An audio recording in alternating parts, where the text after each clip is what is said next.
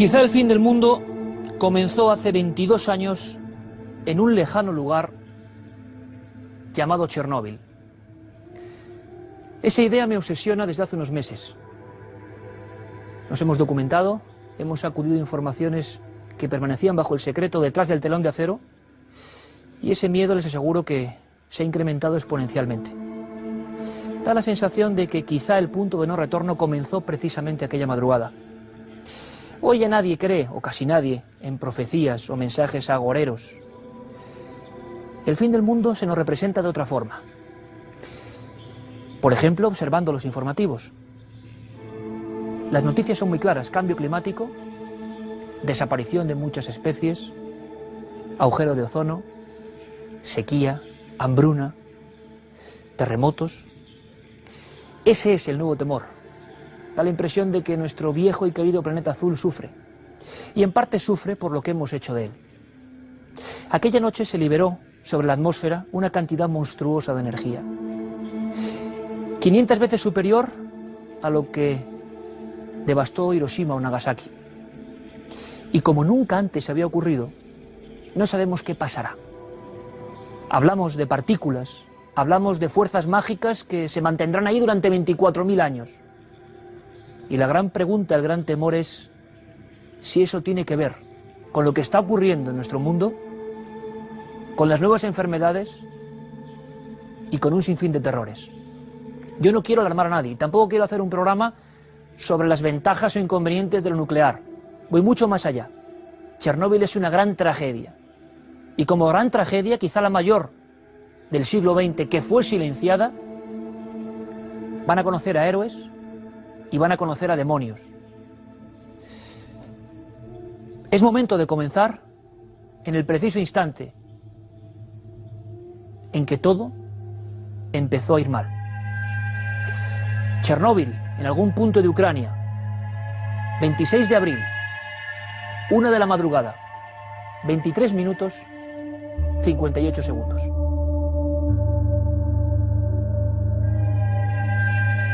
Adultos y niños contemplaron asustados cómo el sol se había encendido en mitad de la noche.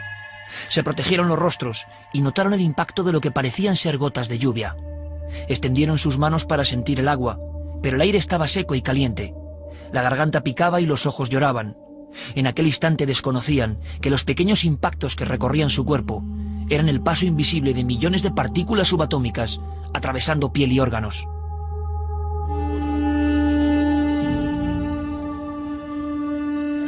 Tampoco sabían que allí, a lo lejos, a 6 kilómetros de sus casas, el reactor número 4, modelo RBMK-1000 de la central nuclear Lenin de Chernóbil, había saltado por los aires, provocando una bola de fuego que volvió a caer a tierra con gran estruendo, expandiendo unos niveles de radiactividad varios millones de veces superior a los que puede soportar cualquier ser humano. Muchos instintivamente cerraron las ventanas y contemplaron agazapados aquel resplandor que parecía venir de otro mundo.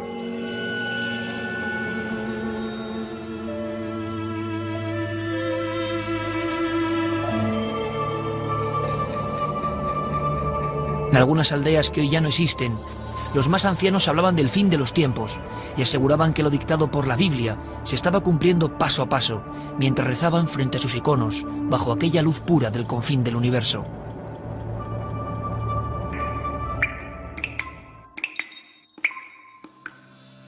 Pocos de quienes posaron sus ojos en aquel sol de medianoche pudieron contarlo.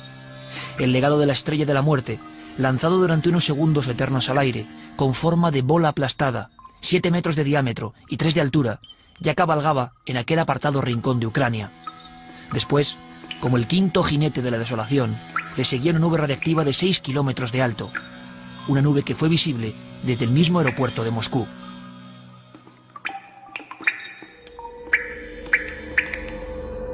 Era una estela fúnebre que, guiada por el viento, pronto abandonó las repúblicas bálticas, adentrándose en el corazón de Europa. Todos creían sencillamente que aquello jamás podría ocurrir. El hombre soviético había dominado las leyes profundas de la física, y la central era más segura que conducir un automóvil. Eso les habían enseñado en la escuela. Pero ahora dudaban mientras protegían a sus propios hijos, porque ahora el átomo mataba y había desatado su furia, como si de una vez por todas, en mitad de la vieja tierra soviética, se hubiese abierto la caja de Pandora.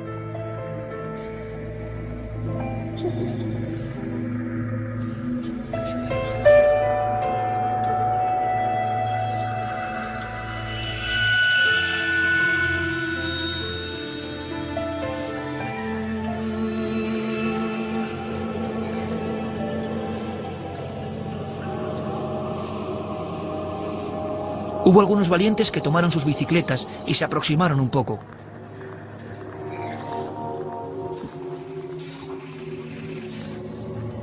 Desde la carretera contemplaron un espectáculo que jamás pudieron describir con palabras.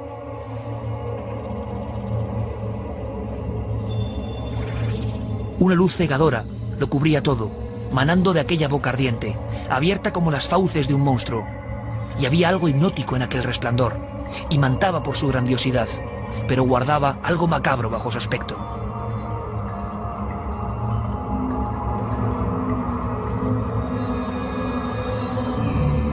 Al regresar, los miembros de aquella avanzadilla traían un extraño color en su cuerpo, incluso por debajo de la ropa, distribuido como una gran mancha. Era el bronceado nuclear, preámbulo de una muerte horrible. Nadie sospechaba en aquel momento que la moderna ciudad de Pripyat, con sus casi 60.000 habitantes, fundada a la misma vera de los reactores en 1970, iba a tener solo 16 años de vida, quedando maldita a partir de la 1 de la madrugada, 23 minutos, 58 segundos. El gran complejo nuclear de Chernóbil era el más potente del mundo. El reactor 4 comenzó a funcionar a pleno rendimiento en 1983 y algunas publicaciones clandestinas ya habían advertido de sus deficiencias. Nikolai Fomin, ingeniero jefe, aseguró ante los rumores que la planta era totalmente segura y que la posibilidad de fundirse era una entre 10.000 años. Y esa tragedia, tan improbable, esa tragedia acababa de ocurrir. Hoy solo se puede explorar un 25% de las instalaciones. 3/4 partes siguen siendo un misterio.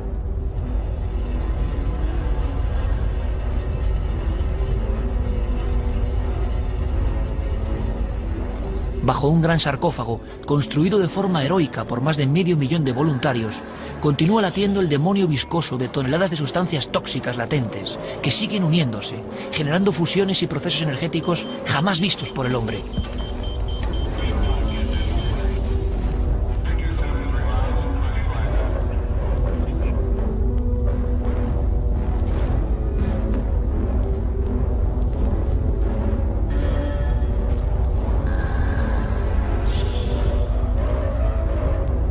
Estas imágenes nos muestran las llamadas patas de elefante, surgiendo por algunas de las grietas.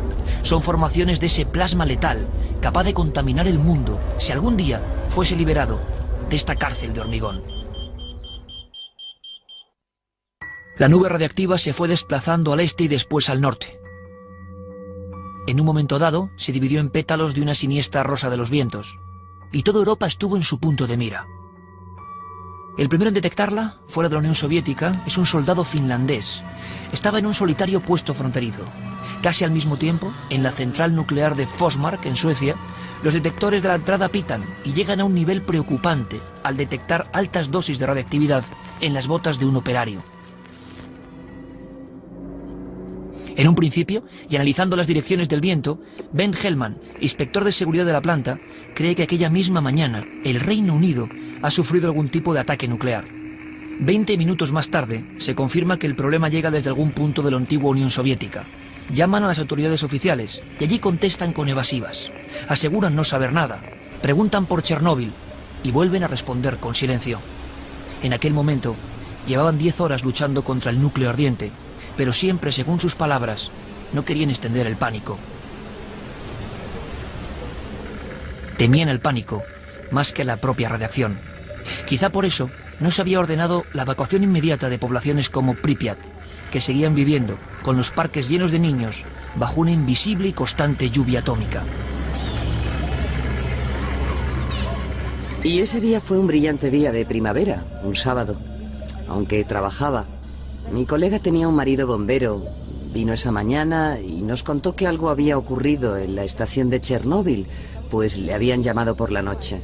Nos pusimos a discutir sobre qué podría haber pasado. Salimos a la calle y nos sorprendió que ya como que presentíamos algo. Había un viento muy fuerte, mucho sol y sin gente por la calle. Solo existe una grabación rudimentaria de lo que pasó aquella mañana, después de la noche del fin del mundo. La mayor parte de su metraje está agujereado y velado por el impacto de la radiación. Uno de los fragmentos recuperados nos muestran a unos soldados que aparecen en la ciudad portando máscaras de protección. Un ciudadano, intrigado, les pregunta por qué las llevan. Ellos responden que se trata de un simple entrenamiento. Siguen el paso en silencio y no se detienen. El 70% de radionúclidos cae en Bielorrusia. Se sabe que la nube radioactiva se traslada por toda Europa Central y que llega a lugares tan remotos como Japón. Allí se mide la radioactividad el día 2 de mayo, el día 4 en China, el 5 en la India y el 6 de mayo llega hasta Estados Unidos y Canadá. Según algunos informes, la nube radioactiva da 3 vueltas al globo terráqueo. Y a lo largo del programa veremos qué ocurrió con nuestro país. Hemos tenido una fuente que ha estado emitiendo material contaminado radiactivamente a alta temperatura, que ha llegado a niveles altos de la atmósfera, hasta varios kilómetros, y lo ha hecho durante varios días. Por tanto, estamos hablando de un episodio de una magnitud desconocida hasta ahora. La nube radioactiva, evidentemente, lo primero que nos interesaba era conocer hasta dónde se había extendido. Llegaba casi hasta Italia, claro, inmediatamente la preocupación por si también había contaminado o había alcanzado nuestro país. Suecia, que es un país no nuclear, sí tiene redes de alerta nuclear. Entonces detectó que había ese incremento y luego, ¿qué ocurrió? Que vino viento del norte y nos lo trajo a través de Europa. Y se detectó con trazas hasta la Italia y parte también en Baleares. Está comprobado, hay informes de satélites americanos, hay informes claros de la NASA y del Instituto Lawrence Livermore del Ejército del Aire americano, que la primera semana de mayo, especialmente el 4, 5, 6 de mayo, la nube rozó el Mediterráneo, rozó una parte importante del norte de Cataluña, País Vasco y también la costa del litoral de Levante. España y Portugal afortunadamente se vieron prácticamente libres de radiación. Es cierto que los detectores próximos a algunas centrales nucleares españolas sí detectaron que el nivel de radiación había aumentado, pero en ningún caso fue algo preocupante. Encima hay estudios de investigadores del CSIC, por ejemplo, Eduard Rodríguez Farré, que es un científico catalán, que analizó la orina de algunos barceloneses en estos días y se encontró análisis, o sea, claramente yodo radioactivo procedente de la nube. Las noticias que nosotros tuvimos en las semanas siguientes fueron negativas, porque el movimiento del aire, algunas de estas cosas tampoco las recuerdo con una gran exactitud, pero el movimiento del aire más bien empujó hacia el norte de Europa la nube radioactiva. Nosotros los ecologistas pedimos, tanto en Euskadi como en Cataluña, pues que se dejase durante una semana de tomar verdura y leche fresca, como se hizo en otros países europeos, Italia por ejemplo, y no hubo ninguna medida de protección, supongo para no afectar pues al sector agrícola, ¿no? Y para no crear la alarma, porque realmente tanto el Consejo de Seguridad Nuclear como el propio gobierno pues querían evitar que hubiese una alarma en estas zonas. Puedo explicarles el silencio en torno a Chernóbil de esta forma tan gráfica. Vean estos 3 montones de libros como si fueran las 3 legendarias pirámides de Egipto. Uno hace referencia a Hiroshima y Nagasaki, el otro al desastre de las Torres Gemelas y más allá en torno a la muerte de JFK, lo que se escribió solo en nuestro país. Cuando llegamos a la mayor catástrofe accidental de la historia, esta es la única verdad que nos encontramos. Apenas 4 monografías, 4 ensayos, escritos por periodistas, por fotógrafos valientes que denunciaban un silencio dañino, casi tanto como la radiación. El silencio en torno a lo que pasó esa noche en el reactor número 4. Pero hay que ser sinceros, quizá todo no tiene que ver con órdenes militares, ni mucho menos, sino con el desconocimiento. El profundo desconocimiento que tenemos en torno a lo que es la radiactividad y la energía atómica. ¿Cómo afecta al cuerpo? ¿Por qué nos puede dañar de esa forma? ¿De dónde vienen estas fuerzas casi mágicas y prodigiosas? Vamos a iniciar un viaje porque hubo mucha gente que dio su vida para que lo entendamos. Comenzamos 100 años antes del desastre, exactamente en un laboratorio oscuro donde un científico audaz está experimentando y casi de casualidad, con sus propios ojos, va a ver esa realidad distinta, esa puerta que abría otros confines del conocimiento, la radiactividad.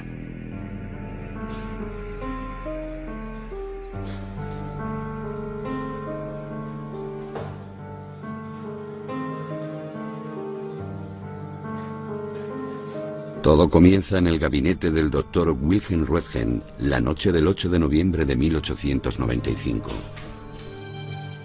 Experimenta con rayos catódicos a través de un tubo envuelto en papel negro y con la estancia casi a oscuras. Entonces, comprueba que una pantalla cubierta con una masa especial de cianuro de platino y bario refleja una rara luz verdosa y fluorescente. Sorprendido, coge la pantalla y la coloca con sus manos.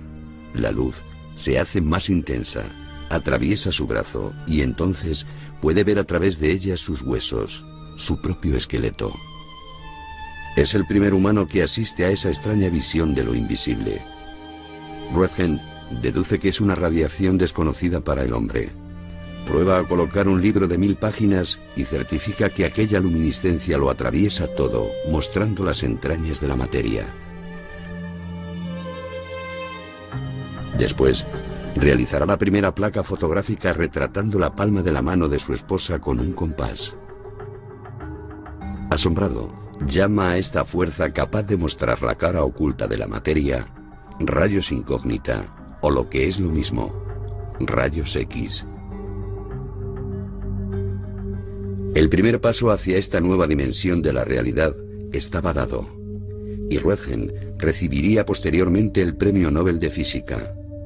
En su honor, la medida clásica para calcular una dosis de radiactividad lleva su nombre. Los rayos X se convierten en una sensación mundial. Hechizada por los recientes hallazgos de Roentgen y Becquerel, una mujer, Marie Curie, se obsesiona y en su laboratorio investiga día y noche en las entrañas de un material llamado plegbenda. Quiere encontrar sustancias capaces de generar energía de forma poderosa. Tras meses de experimentos, logra aislar el radio, 1 millón de veces más radiactivo que el uranio y que sentará las bases de la investigación de la energía atómica. Bautizará esas fuerzas con el nombre de radiactividad. A partir de ese instante el mundo asiste al hallazgo de sustancias naturales capaces de producir una energía formidable, muy superior a la del carbón o la de la dinamo eléctrica.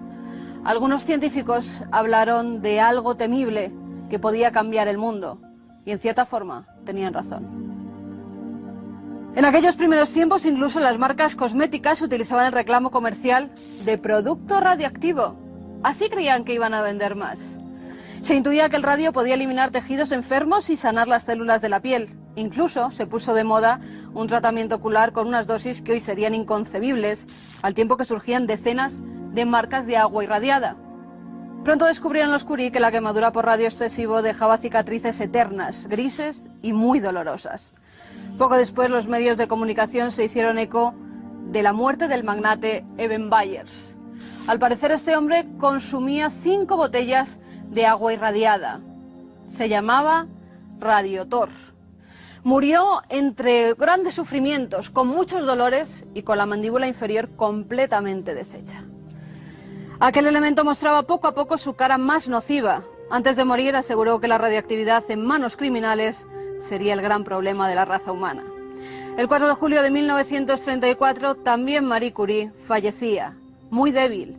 El parte médico aseguraba que la médula ósea no reaccionó, dañada por una larga acumulación de radiaciones. Tenía 67 años y aún hoy en día en la bóveda de París se siguen guardando algunos de sus cuadernos, de sus diarios, que están llenos de esa pátina invisible de radiactividad. Gracias a Marie Curie y con los avances de la ciencia médica se han curado muchos enfermos de cáncer tras ser tratados con la dosis justa de radioterapia. El presentimiento de Marie Curie, por desgracia, se cumplió.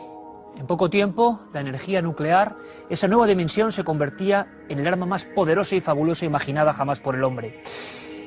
Enrico Fermi, diciembre de 1942, en una vieja pista de squash, utiliza uranio y genera, casi sin darse cuenta, el primer reactor atómico. Ahí comienza la larga guerra, la larga carrera, en busca de bombas cada vez más poderosas que culminan con la muerte de tanta gente en Hiroshima y Nagasaki. Pero hay algo más que tenemos que saber. La descomposición de elementos, la radioactividad, genera 3 franjas, vamos a llamarlo así para que todo el mundo lo entienda. Una es la radiación alfa. Simplemente colocando esta carpeta, incluso un folio, podríamos detener las partículas, no nos afectarían. Hay también una radiación beta, entraría dentro de nuestra piel y afectaría a algunos órganos, no a todos. Y por último, la radiación gamma, la que salió como una fuente maligna del reactor de Chernóbil. No la puede parar ni el acero.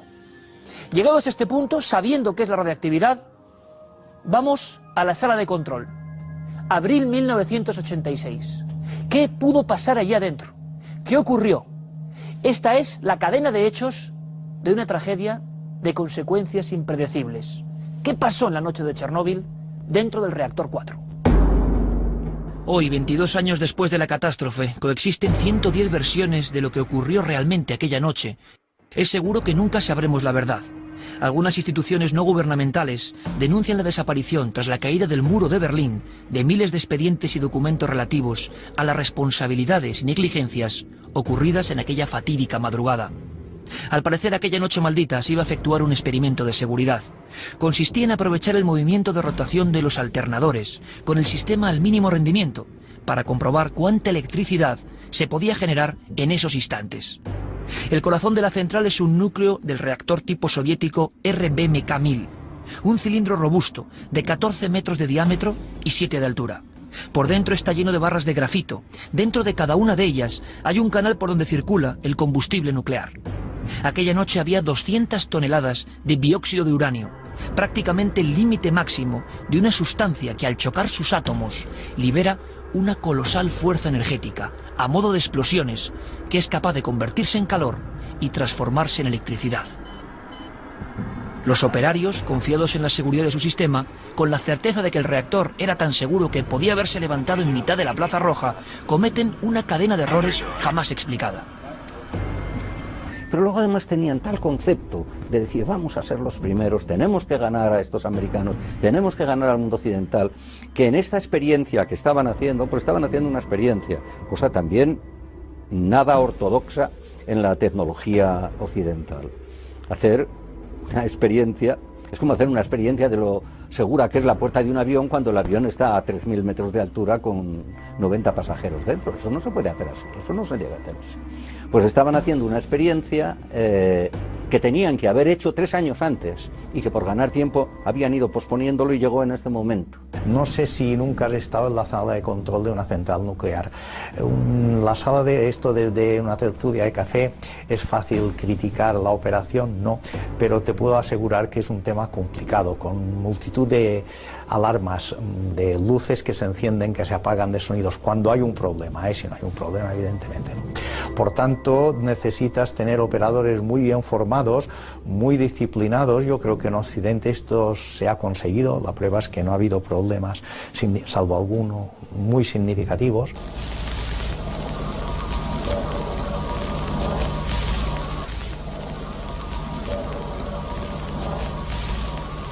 La secuencia dramática de hechos de lo ocurrido en el panel de control del reactor número 4 de Chernóbil se inicia a la 1 de la madrugada y 7 minutos. Los 3 ingenieros, Akimov, Toptunov y Diatlov, están controlándolo todo y aparentemente están ocurriendo una serie de anomalías. Una serie de anomalías que se reducen en un principio a sonidos extraños dentro del núcleo. Son como unos golpes poderosos, pero ellos prefieren seguir con el experimento de intentar aprovechar energía eléctrica. Pero a la 1 y 22 minutos la cosa empezó a agravarse. Hay un instante en el cual da la impresión de que un gas venenoso, una nube rojiza, se ha situado justo por debajo de esta corteza de cubos metálicos que estamos observando. Es el gas venenoso del xenón, algo que puede hacer llevar al traste toda la fusión nuclear. No saben qué hacer, divagan, discuten. La burocracia soviética parece que tuvo mucho que ver porque no sabían a quién pedirle una orden precisa. Lo cierto y verdad es que tenían que haber activado todo el sistema de abortamiento de la operación, pero no lo hicieron y siguieron adelante. 1 y 23 minutos.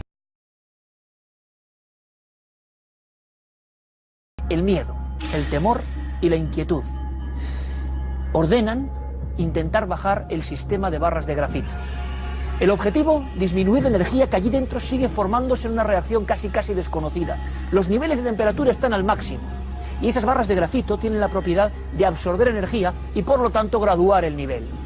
Pulsan el botón, pero tanto las consolas, los primitivos ordenadores y las propias barras no responden. Hay que imaginarse entonces lo que pasaba por la mente de aquellos hombres encerrados en una sala como esta. A la 1, 23 minutos y 40 segundos se ordena bajar el sistema de barras de grafito de forma manual. Los cilindros macizos descienden un tramo, pero no llegan al fondo del núcleo. Por alguna extraña razón se han doblado y solo pueden sumergirse un tercio en el combustible. Están trabados en el colmo de la mala suerte. Por debajo, como en un burbujeo cada vez más intenso, la reacción en cadena prosigue. Akimov y Toptunov se miran. Se escuchan golpes secos allá abajo, avanzando en dirección a la sala central. Saben que proceden de la boca del monstruo y resuenan como el eco del fin. Nunca sabremos lo que pensaron en ese preciso instante, porque murieron con grandes sufrimientos y sin dejar testimonio al respecto. 1:23 minutos 58 segundos. Todos estos bloques de 350 kilos cada uno saltan por los aires. Después una inmensa nube roja y tras ella lo que parecía un sol en medianoche. La corteza de cerámica irrompible del reactor nuclear número 4 ha desaparecido. Y en mitad del cielo de Ucrania, la estrella de la muerte, la estrella de fuego que ya ilumina con su terrible tragedia. Es el apocalipsis atómico. Miles de personas, desde aldeas y pueblos, lo contemplan. Han pasado 986 años del año 1000 y sin embargo sienten el mismo miedo al fin de los tiempos que recorrió a sus ancestros. Ahora los ángeles exterminadores portan extraños nombres y un legado que sembrará de desolación la tierra. Estos nombres son: Yodo 131, desde el reactor 4 se extendió por Europa. Se aloja en la glándula tiroides, se mantiene vivo 8 días y bombardea el organismo humano desde dentro. Cesio 137, es un material pesado que cae a tierra y que es muy difícil de eliminar. Contamina durante 30 años la superficie que toca. Estroncio 90, uno de los más peligrosos. Ataca la médula ósea y el cuerpo lo confunde con el calcio. Duración 90 años. Xenón 133, gas que se inhala y que ni siquiera la lluvia puede disolver. Su ciclo de vida, 6 siglos. Plutonio 239, es el más peligroso. Actuará durante los próximos 24.000 años. ¿Qué es lo que hacen? ¿Qué es lo que pasa con una infinidad de mini proyectiles que incide sobre ti? Dice, pues mira, lo que te puedes imaginar que puede hacer un proyectil, te rompe el tejido, ataca a los núcleos, ataca a los electrones de la superficie, lo desbarata, todo lo que pilla a su paso, si tiene energía suficiente, lo desbarata. Esta es la radiactividad. En el caso de Chernobyl lo que ocurrió es que se enviaron al medio ambiente fundamentalmente 2 isótopos de mucha consistencia en cuanto a daño potencial, ¿no? Uno era el yodo 131, yodo radioactivo, y otro era el cesio 137. El yodo radioactivo produce una afectación directa muy importante de una glándula que vive a expensas del yodo, que es el tiroides. ¿Cuáles son los radioisótopos o cuáles son los nucleidos a los que hemos de temer especialmente? Pues son, por ejemplo, el cesio, el plutonio, el estroncio. ¿Y por qué? Pues porque entran en el organismo y el estroncio, por ejemplo, pues tiene la química del bario, decimos, la química del radio, la química del calcio.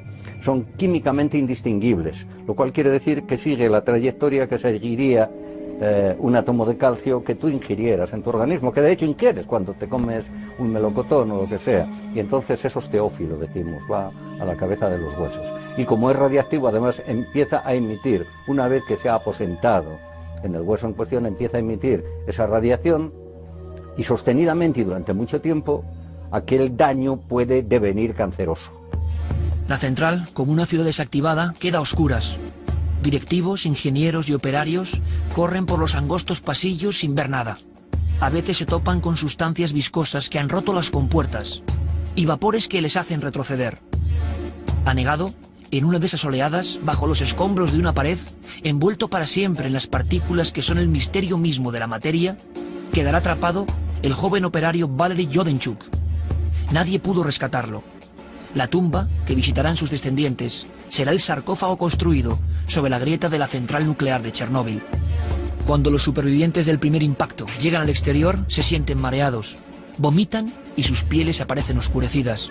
Ingresados en el hospital número 6 de Pripyat, sufrieron rápida agonía envuelta en terribles dolores.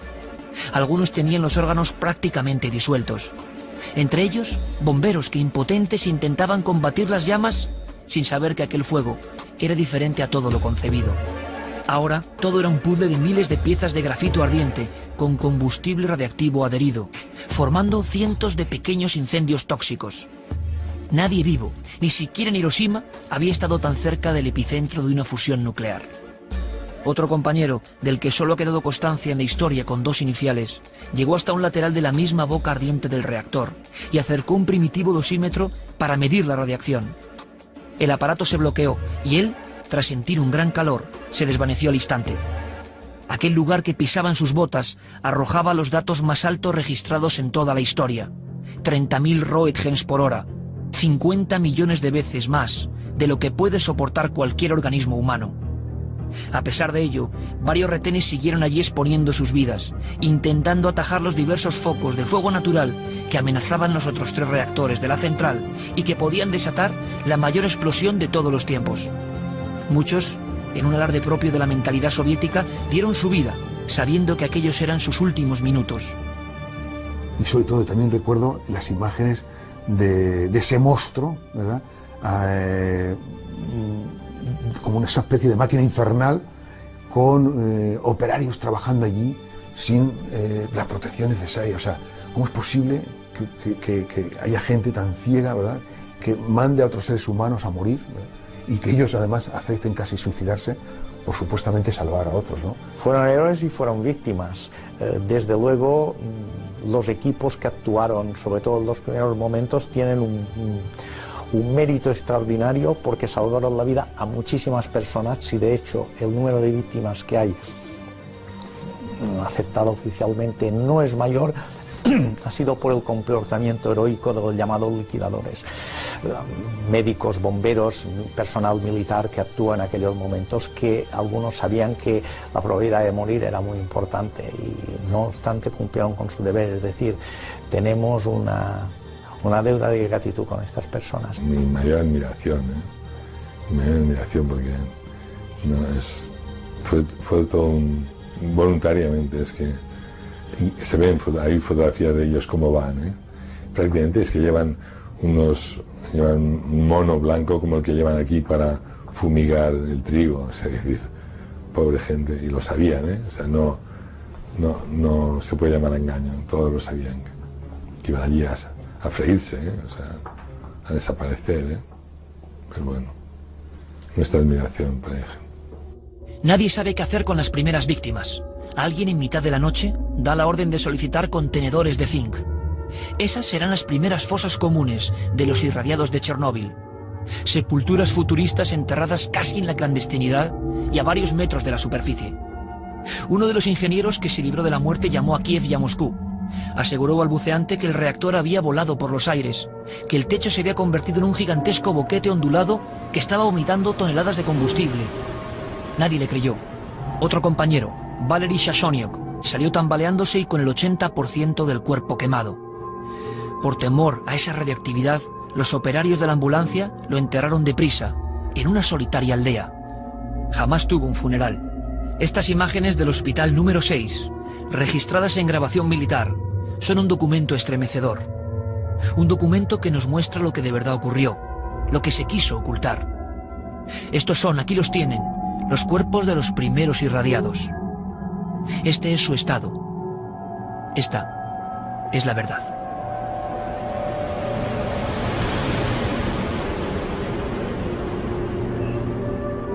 La muerte a dosis altas es una muerte a dosis muy altas como las que recibieron, es una muerte de 3 orígenes. Una, la médula ósea deja de producir células para la sangre. Entonces entra en anemias, en hemorragias por falta de plaquetas, en baja de defensas por los leucocitos también se disminuyen. Luego hay un siguiente síntoma dominante que es todo lo intestinal. Entonces tienen lo que es una enterocolitis con vómitos, diarreas, dolores tremendos, pérdida de líquidos, deshidratación. Y ya lo último es la alteración del sistema nervioso central. Hay hemorragias cerebrales, hay un edema cerebral, hay convulsiones y hay muerte. Cuando un cuerpo recibe una dosis masiva de radiación, lo primero que se siente son dolores intestinales, náuseas, vómitos, una diarrea con sangre y un intenso dolor de cabeza. Son los primeros síntomas de la radiación masiva. iniciales, digamos es el cuadro agudo. Y a continuación, en los próximos días, empieza a caer el pelo, empieza a haber hemorragias en las mucosas. La verdad es que la muerte con una irradiación masiva aguda es bastante terrible.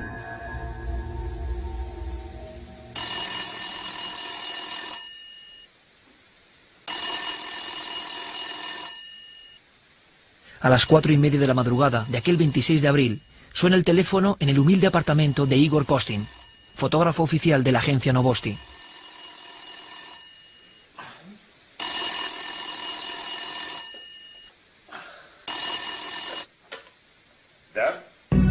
Un piloto militar le dice que hay un incendio en la central nuclear de Chernóbil. Le invita a viajar para hacer fotografías.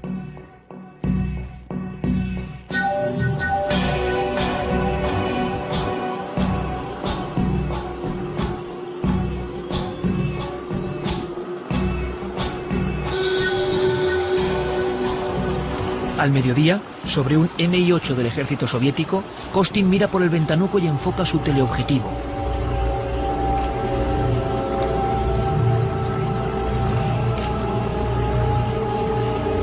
Dispara unas 20 veces y la cámara se bloquea.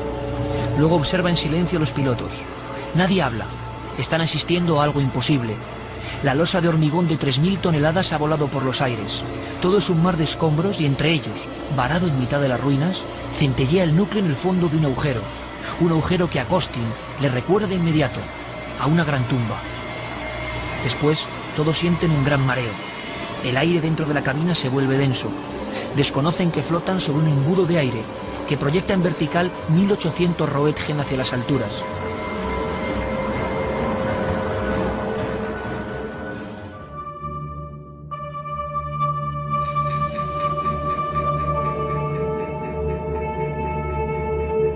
Al revelar el carrete, Kostin comprobará que solo hay una imagen válida.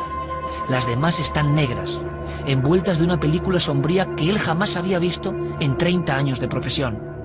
Es la radioactividad, la misma que golpea y granula el único cliché del reactor RBMK-1000 el día de la catástrofe. Pero esa foto podrá ser salvada. Una imagen que dará la vuelta al mundo y que convertirá a Igor Kostin en leyenda.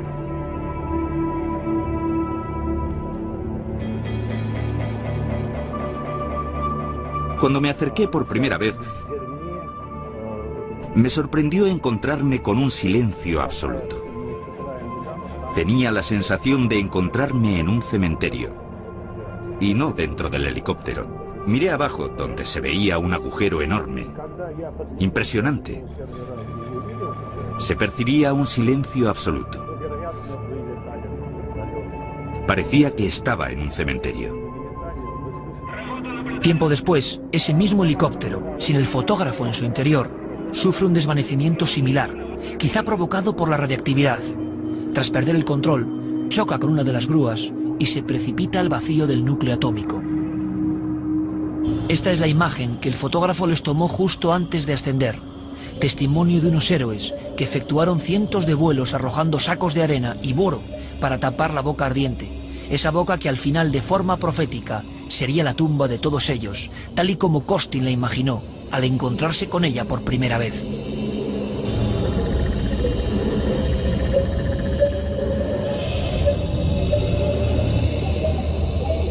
Hubo otros que no pudieron soportar el dantesco panorama que se veía desde el cielo. Valery Legasov, uno de los ingenieros jefes de la central, graba estas secuencias de vídeo en la primera mañana después de la explosión. Su voz balbucea, a punto del llanto en algunos momentos. Da indicaciones al piloto, se restriega los ojos por el picor que produce el aire metalizado y por la profunda tristeza que siente su alma. Ver el reactor abierto, emitiendo su carga letal a la atmósfera, le hace comprender lo que de verdad ha ocurrido. Lo que algunos, amparándose en no alertar a la población, deciden silenciar. Legasov es uno de los primeros en solicitar, con urgencia, la evacuación inmediata esa misma tarde de todos los seres humanos de 50 kilómetros a la redonda. Pero no le harán caso. La férrea burocracia y el KGB lo impiden, y miles de mujeres, hombres, niños, ancianos, confiados, permanecerán un día y medio sometidos a la lluvia de la muerte, jugando en los parques, descansando en los bancos de madera, tomando el sol. seguros de que el Estado siempre velaría por ellos y les informaría de cualquier peligro. El 26 de abril de 1988, exactamente 2 años después de la explosión de Chernóbil, Legasov se quitará la vida con un disparo en la cabeza.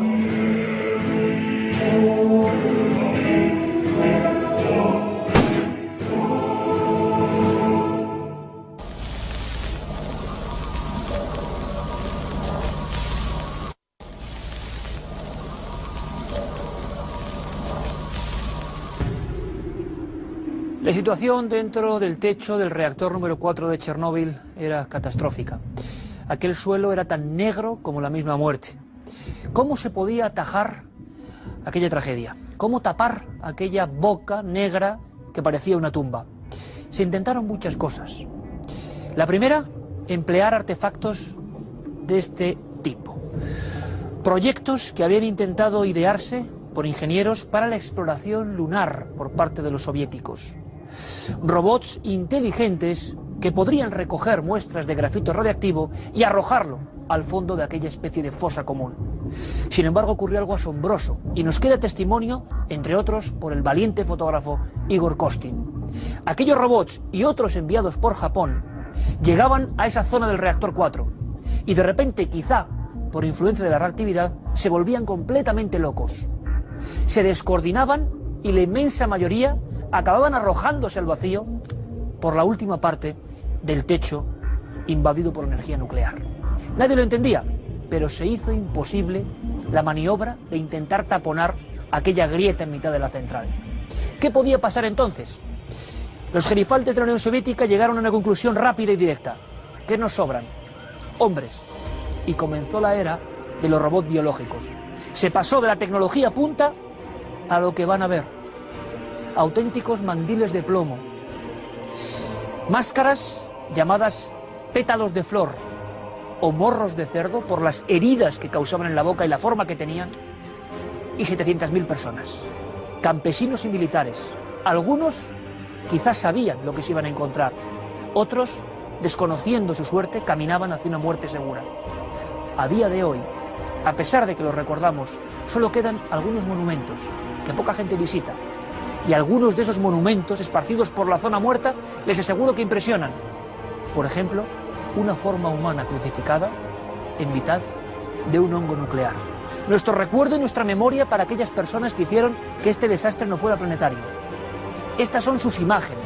Van a verlos actuando. Personas que se sacrificaron luchando bajo la silenciosa lluvia de la radiactividad.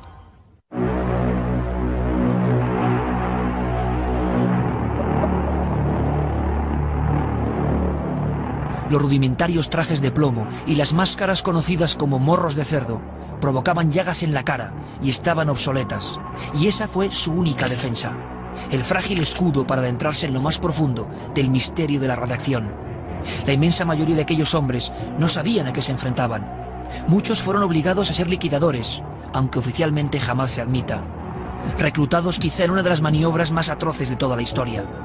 Otros, militares veteranos en la reserva, sí eran conscientes de que daban su vida y su muerte horrible en una especie de ofrenda. Una ofrenda para salvar a su patria de aquel apocalipsis.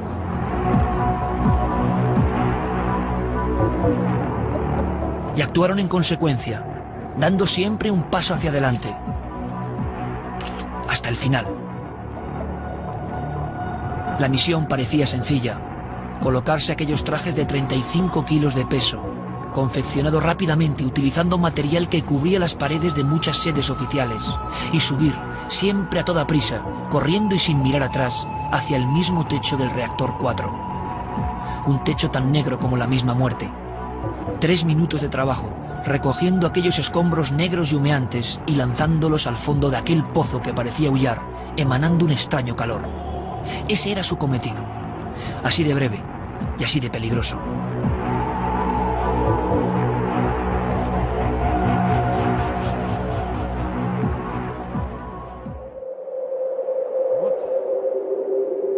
Aquí está la foto.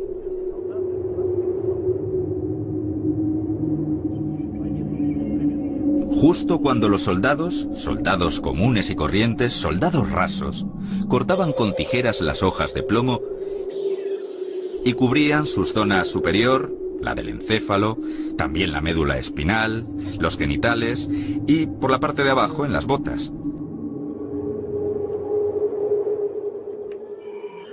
Aquí está. Ellos se ponen esas hojas de plomo. Y encima se ponen la gabardina cubierta de plomo.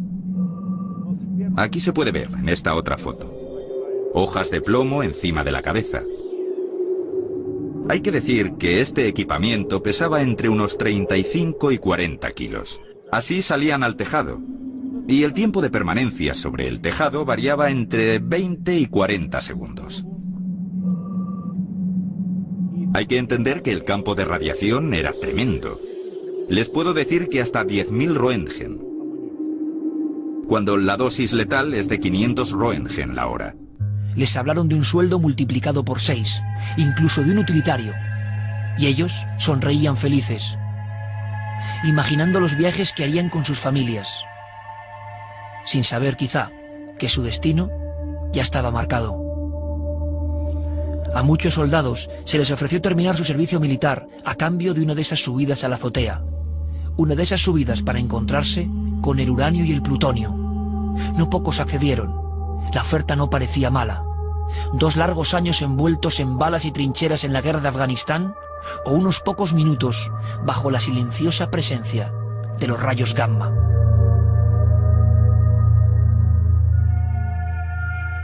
Otros hombres dijeron que no era por dinero, y después entregaron su vida de forma voluntaria con un arrojo que sobrecoge el alma. Solo hace falta cruzarnos con su mirada perdida en el tiempo, la mirada de alguien que sabe que camina ya hacia el más allá, una mirada de alguien que se inmola para salvar a su país y quizá la humanidad.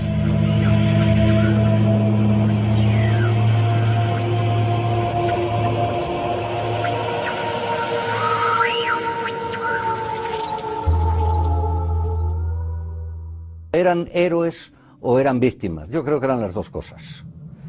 En la Unión Soviética, la verdad es que se dieron muchos casos de heroísmo, muchas circunstancias. Comunistas convencidos, y el amor a la patria en la Unión Soviética y en Rusia siempre fue una cosa muy, muy presente. Yo los compadezco y los admiro en cierta medida porque fueron héroes con respecto a su país, a su patria, a sus compatriotas, ¿no? Eran militares, pero también llegaban campesinos de las zonas más deprimidas. Sabían que el poder necesitaba de sus brazos y de su valor. También sospechaban que aquel era un viaje hacia un final atroz. En esta filmación les vemos siendo guiados a través de primitivos sistemas de vídeo, como si tuvieran que ejecutar una coreografía precisa y macabra a la vez. Aún resuenan las voces de los jefes, gritando angustiados, sabedores de que cada segundo de permanencia en el techo dividía la vida de la muerte. Y continuaron, iniciando la desigual batalla de la pala contra el átomo, lo nunca visto, lo jamás imaginado, ese átomo del progreso que había mutado, que se escurría de las manos, que se colaba en el cuerpo y que destruía todo atisbo de vida a su paso. En estas imágenes, que tras el muro de Berlín permanecieron ocultas demasiado tiempo, se nos muestra a los liquidadores recogiendo el grafito radiactivo, con las manos desnudas, rompiendo cristales, atrapando cables, cavando a toda velocidad como máquinas humanas, respirando la radiación en un lugar que es lo más parecido que ha habido al infierno sobre la Tierra. Como un ejército de espectros vivientes, con trajes blancos que se oscurecían de inmediato y que podían usarse una sola vez, avanzaban hacia el gran cráter con decisión. Inconscientes unos, sabedores otros de que cada segundo, cada paso, era adentrarse más en aquel averno. La dosis de radiación recibida era absolutamente incompatible con la vida humana. Aún hoy, muchos científicos desconocen cómo podían resistir aquellos 3 minutos sin caer fulminados. Yo soy Igor Kostin. Y declaro hoy, como lo he hecho siempre, que estoy dispuesto a ponerme de rodillas ante la gran memoria de esta gente tan valiente. Ellos están muy enfermos, están olvidados, nadie se acuerda de ellos. Y ningún hijo de puta les pregunta, ¿cómo está? ¿Qué necesita? ¿Cómo puedo ayudarle? Hoy sabemos que fueron empleadas unas 700.000 personas. De una gran parte no se conoce la identidad. Los expedientes, los documentos, los historiales clínicos han sido borrados por el paso del tiempo, la desidia y el secreto. Las cifras oficiales no se ponen de acuerdo. Ellos, más que individuos, eran números. Cifras empleadas por un Estado que puso todos los medios para que la catástrofe no fuese conocida por el mundo. La prensa bielorrusa afirmó que casi todos contrajeron cáncer. Muchos fallecieron al poco tiempo, escondidos siempre de la mirada social, para no crear el tan temido pánico. En ese país se asegura que murieron rápidamente 8.559 liquidadores.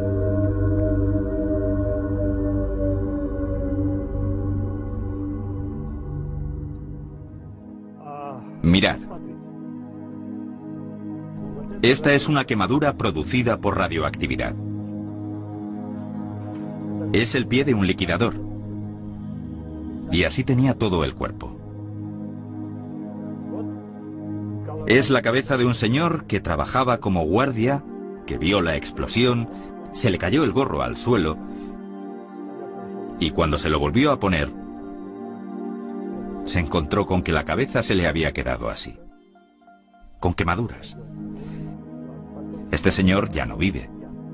El primero está vivo, pero apenas se mueve. Aquí vemos a los 400 mineros de la región del Donetsk. Mineros que de forma voluntaria abrieron un túnel bajo el reactor para llenarlo de nitrógeno líquido y crear una cámara que impidiese el hundimiento de toda aquella estructura. Hombres que soportaron temperaturas imposibles bajo la superficie. En contra de las teorías de muchos ingenieros que seguían las evoluciones en los seguros despachos de la Plaza Roja, lograron su objetivo. Un objetivo sencillamente sobrehumano. A pesar de su juventud, muy pocos viven hoy. La mayoría desconocía los efectos de la radiación sobre el cuerpo humano. Si no se podía oler, si no se podía ver, no podía existir. Estos que aquí ven son los gatos del tejado. Operaban al atardecer a la misma vera del núcleo ardiente. La muerte, por lo tanto, era segura.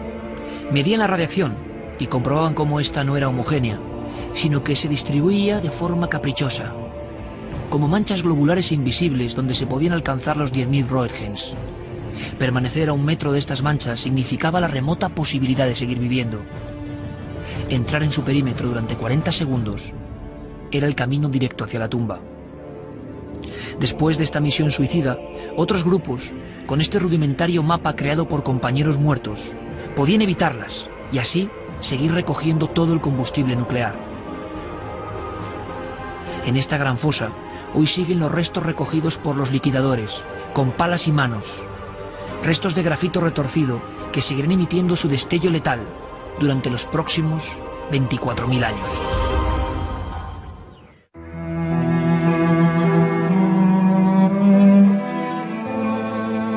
Nunca el hombre se enfrentó a un mal tan poderoso. Nunca le hizo frente con tanto valor y tanta decisión. Después de estas imágenes, después de esta realidad, sabemos que es difícil que abandonen nuestra memoria.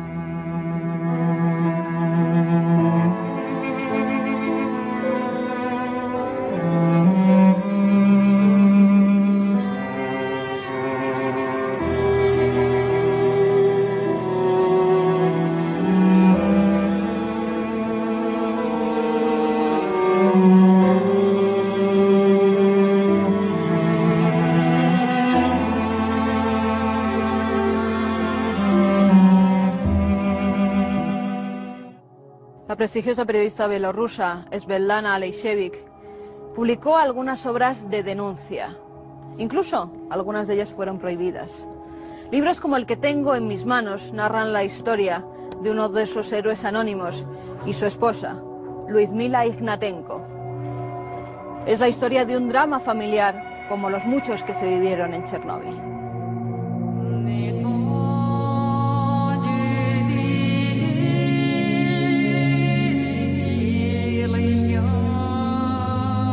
En medio de la noche escuché un ruido. No vi la explosión, solo las llamas. Todo parecía iluminado, el cielo entero. Y él seguía sin regresar.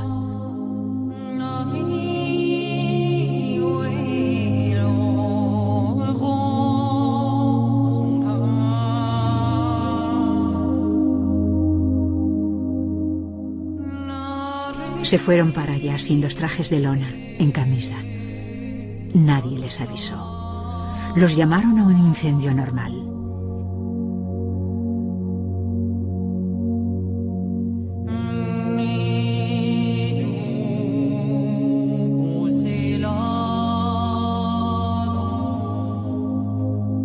Estaba hinchado, inflado. Casi no tenía ojos.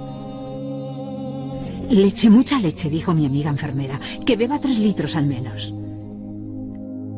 Vete, vete de aquí, me susurró. Esperas un niño. Vete de aquí. Pero yo me quedé.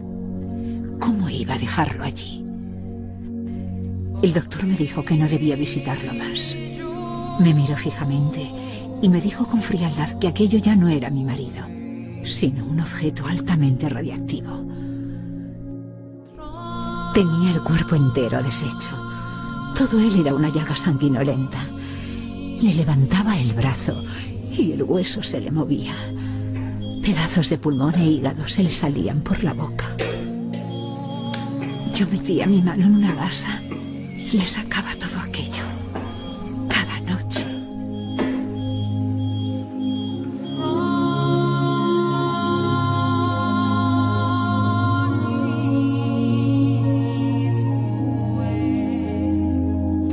Lo colocaron descalzo en el ataúd. Un féretro de zinc que se colocó bajo unas planchas de hormigón. Todos tenían pánico a la radiactividad. Poco después, el mismo doctor me dio a mi hija recién nacida. Parecía una niña normal, pero en su hígado dormían 28 Roentgens y una lesión congénita de corazón. Era el legado de la radiación.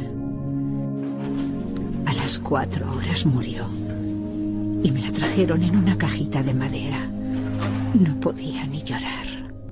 La enterré yo sola, junto a su padre.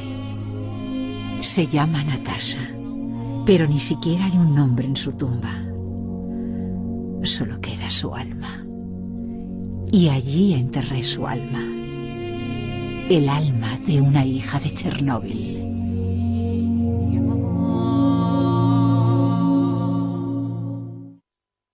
Yacían cuerpos quemados que apenas se movían.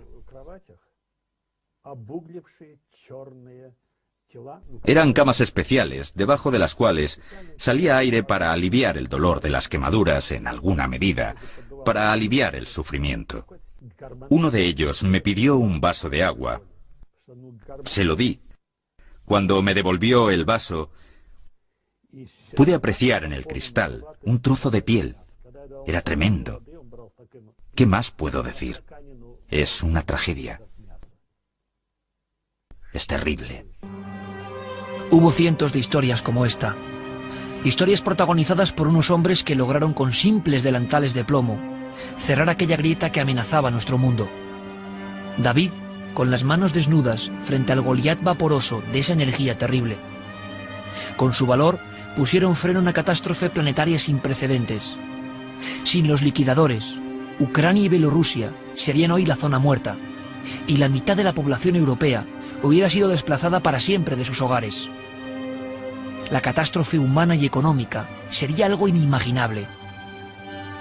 Ninguno de los que realizaron estas operaciones de 3 minutos en el área del techo del reactor número 4 sobrevivió, pero nos quedan sus caras, nos queda su determinación, nos queda su gesto para la humanidad del futuro, y ese no podemos dejar que muera.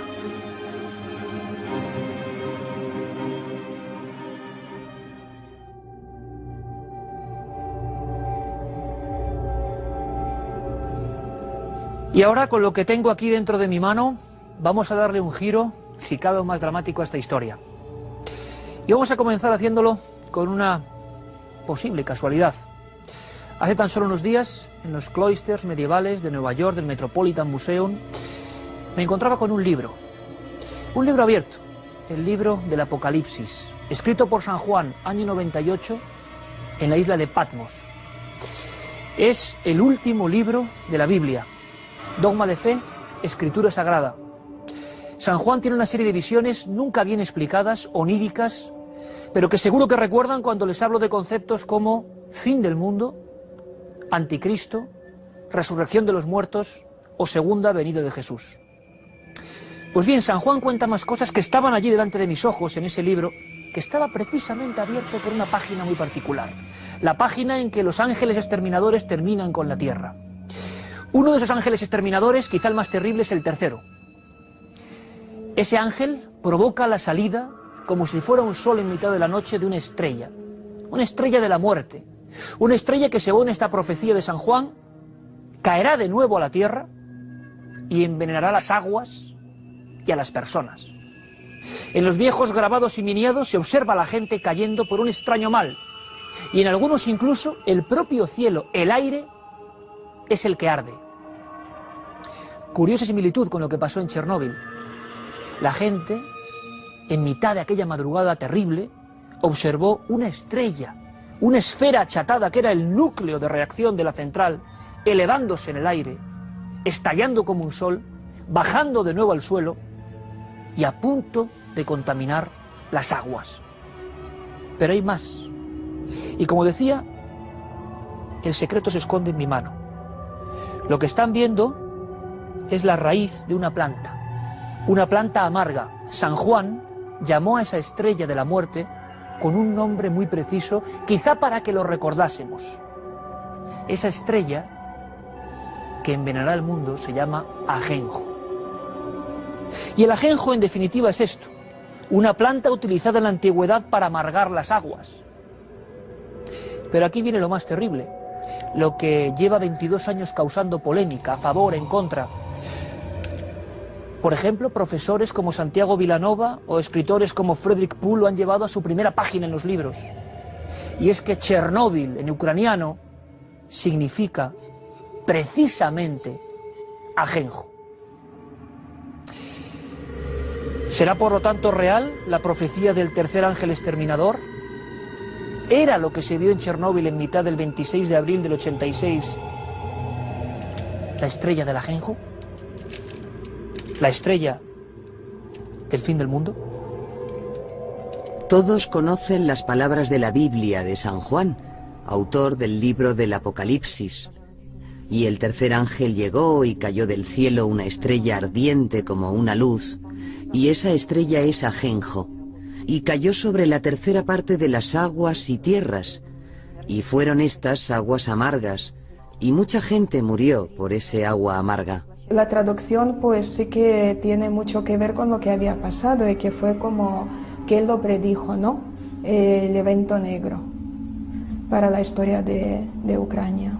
Ajenjo es el nombre en español, en griego, absinthos, de una planta que, según los hebreos, tiene una raíz muy mala y unas hojas muy malas, y ellos pensaban que, como era muy amarga, mezclada con agua con gran intensidad, era un veneno. Entonces el ajenjo es el sinónimo en la Biblia de agua envenenada. Yo diría que es más que una casualidad. Curiosamente, esta palabra, que efectivamente es lo que significa Chernóbil, nadie tenía en su imaginación la posibilidad de que existiera esta concordancia. Probablemente sea algo que haya que preguntar a los que están más dedicados al tema de las ciencias ocultas, porque desde luego para un técnico, para un científico, como es mi caso, realmente es impensable que Chernóbil signifique ajenjo. El autor del Apocalipsis, que él asimismo se llama Juan, aunque no sabemos quién es propiamente, escribe un libro durante el reinado de ese emperador y afirma que el fin del mundo es a la vuelta de la esquina. Es decir, si no es durante el reinado de ese emperador, pues inmediatamente. Entonces, yo creo, con otros muchos intérpretes, que la profecía del fin del mundo del Apocalipsis es una profecía equivocada. El autor se equivocó. Hay una iglesia que está justamente en el centro de Chernóbil, es una iglesia ortodoxa, donde el párroco siempre habla de la profecía del ajenjo, ¿no? de la hierba de Chernóbil. Ajenjo es un tipo de hierba amarga, y la variedad negra realmente crece en Ucrania. Y hay una versión que asegura que la ciudad de Chernóbil tiene en su nombre raíz el nombre de esa hierba. Chernóbil, Chernobilka hierba. Y en la exposición tenemos un ramo de ajenjo.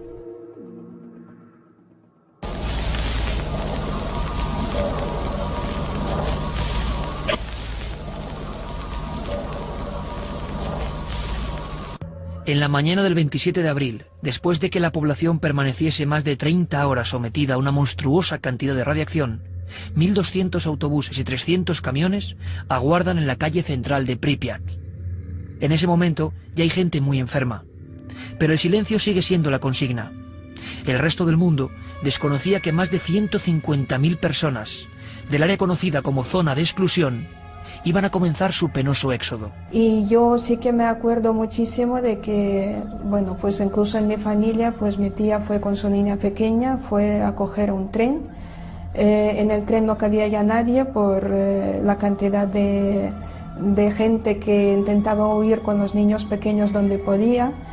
Incluso pues ya ni vendían los billetes, la gente se metía en trenes, así estando de pie 10 horas, viajando de pie, y bueno, así fue el tema. Lo mismo pasaba con aviones, con coches, o sea, la gente ya intentaba huir. A través de megáfonos se avisó vivienda por vivienda. Además, administraban a los niños pastillas redondas y blancas. No se permitían preguntas. La idea era proteger sus glándulas tiroides del peligro del yodo 131, una sustancia liberada en gran cantidad desde hacía 2 noches. Se les prometió que regresarían en 3 días, pero muchos intuyeron la verdad. No iban a volver jamás a sus hogares. Los perros y los gatos quedaron tras las ventanas, despidiéndose de sus dueños. Poco a poco, convertidos ya en objetos altamente radiactivos, fueron eliminados a tiros. Miles de mascotas inertes decoraron aquella ciudad del fin del mundo, consagrando la urbe al definitivo triunfo de la muerte. Y esa escena, y esos sonidos, no se pueden arrancar de la memoria tan fácilmente. 60.000 personas, sin saber cuál era su rumbo, ni qué estaba pasando, se embarcaron en aquel viaje hacia ninguna parte. La idea era realojarlos en zona segura, pero no se sabía exactamente dónde comenzaba esta. En los caminos, junto a pequeñas iglesias clandestinas, se detenían. Comunistas, creyentes y ateos se apiñaban junto a los rudimentarios altares. Hoy, en muchos de esos humildes templos, se encuentran Biblias radiactivas, que a veces están abiertas por el Apocalipsis de San Juan. Revelaciones 8, 10, 11. A la vera del camino, el pasto negro, la hierba amarga del ajenjo, lo observa todo en silencio. No muy lejos de allí, en operación considerada de alto secreto, los militares empleaban un líquido denso para lavar las casas de madera. Aquí observamos la operación en un documento de gran valor testimonial. Se sacaba a los más ancianos de los hogares y los metían en autobuses. Ellos no querían irse. No ocurría nada. El campo estaba en flor. No había fuego ni disparos. No sabían qué estaba ocurriendo. En un instante, las viviendas quedaban completamente deshabitadas, regadas por aquella sustancia a la que llamaron burda o brebaje. Su misión, fijar los radionúclidos mortales a la superficie, y que tras endurecerse, pudiese recogerse todo como una alfombra. Este es el proceso de descontaminación con la burda, ejecutado paso a paso. Lo que aquellos ancianos de la zona muerta desconocían es que 79 aldeas iban a ser borradas de la faz de la tierra. Sus casas, graneros, establos y huertos serían derribados por los bulldozers del ejército soviético. Y en 12 de ellas, sobre toda esta historia, sobre todas las generaciones, 4 metros de tierra removida. Tierra negra de Chernóbil. Aquí hubo un pueblo. En esta llanura desolada vivieron cientos de campesinos a lo largo de más de 1000 años. Es la aldea de Kopachi tal y como la fotografió Igor Kostin. Jamás aparecerá de nuevo en ningún mapa. Hoy, solo la fría imagen de los satélites como Google Earth nos permiten intuir su recuerdo, como si de una arqueología del desastre se tratara. Una cicatriz en la explanada con nombres perdidos: Kopachi, Vilcha, Poleskoye, Kristogalovka, nombres que un día tuvieron vida, una vida vencida por los neutrones. En zonas mucho más amplias, hacia el sur, la nube letal ha dejado también sus señales. El valiente fotógrafo encuentra mutaciones animales, como la de este potro de 8 patas en Jitomir, una de las áreas más afectadas que jamás llegó a evacuarse. Envió las copias directamente a Mikhail Gorbachev, pero aún sigue esperando una respuesta. Muchas mutaciones en las plantas, creaciones de las propias plantas de estructuras muy anormales, crecimientos totalmente anómalos. En las poblaciones animales que se han estudiado, pues también muchas mutaciones, crecimientos extraños, más miembros de lo normal o carencia de miembros, cambios en la forma, cambios en el color, lo que demuestra claramente que la enorme cantidad de radiactividad que se liberó pues ha generado daños muy graves en las estructuras genéticas de muchos seres vivos. Los 1.200 viejos autobuses que seguían recogiendo a la gente asustada dejaban atrás algunas anomalías que con el paso del tiempo se convirtieron en leyenda. No lejos de la central, un bosque se volvió naranja. Los científicos nunca lo pudieron explicar. Hoy, este suelo sigue emitiendo una radiación próxima a los 3 Roentgen por hora, unas 300.000 veces más de lo recomendable. Muchos creían que era solo una leyenda, una de tantas exageraciones en torno a la gran catástrofe. Pero aquí está. Este es el bosque naranja filmado por los militares soviéticos, altivo y desafiando cualquier conocimiento humano. Un poco más allá se alzaba este viejo árbol. En él fueron ahorcados muchos ucranianos en la resistencia contra los nazis. Durante 40 años fue un símbolo de la lucha por la libertad durante la Segunda Guerra Mundial. Pero no resistió el poder invisible de la radiación y se cayó él solo. Alguna vez en estas aldeas bullían las calles, los mercados y las escuelas, pero ya no hay nadie. Es como si los jinetes del apocalipsis las hubieran visitado una a una en mitad de la noche. En algunas de estas casas, los dueños, un minuto antes del éxodo, dejaron carteles que lo dicen todo. Querido hombre de paso, no busques objetos de valor. No los hay ni los hemos tenido. Haz uso de todo, pero no lo destroces. Regresaremos. Perdónanos, querida casa nuestra. En aquellas primeras madrugadas, bandas de ladrones se colaban dentro de estas tumbas de madera. Desconocían que la radiación concentrada entre estas 4 paredes podía matar con solo permanecer allí 5 minutos. Muchos delincuentes sí lo sabían, y sin embargo robaron todas las pertenencias que allí quedaron. Las cacerolas, los platos, los iconos o las muñecas, todas llegaron al mercado negro y comenzaron su imprevisible viaje, de mano en mano, a pesar de que estaban marcadas por una maldición de 24.000 años. Mientras todo esto estaba ocurriendo, el pueblo soviético seguía sin saber absolutamente nada. Hasta el día 28 de abril, a las 9:02 de la noche, en la popular sección del Tiempo, se lee el siguiente comunicado. Ha ocurrido un accidente en la planta de energía de Chernóbil y uno de los reactores resultó dañado. Están tomándose medidas para eliminar las consecuencias del accidente. Se está asistiendo a las personas afectadas. Se ha designado una comisión del gobierno. Al mismo tiempo, de espaldas al mundo, seguían ocurriendo historias tan dramáticas como la que pasamos a ver. Los rumores ya son imparables y recorren toda Ucrania. El primer secretario del partido ucraniano, Vladimir Chervisky, intenta prohibir el gran desfile del 1 de mayo, la fiesta más importante en la Unión Soviética. Asegura que el nivel de radiación en Kiev convertirá el acto en una procesión dirigida por la propia muerte. No le hacen caso.